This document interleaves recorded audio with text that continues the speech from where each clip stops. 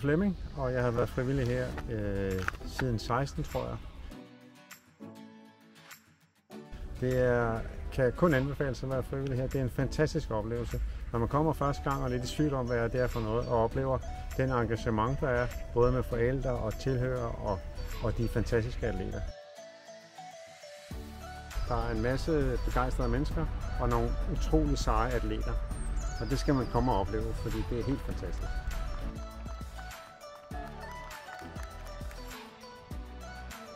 En ting, der også kan anbefales, det er at være her frivillig til indmarchen.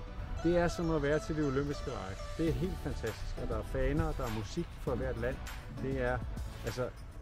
I vil aldrig fortryde det, hvis I bliver frivillige her. Det er så fantastisk.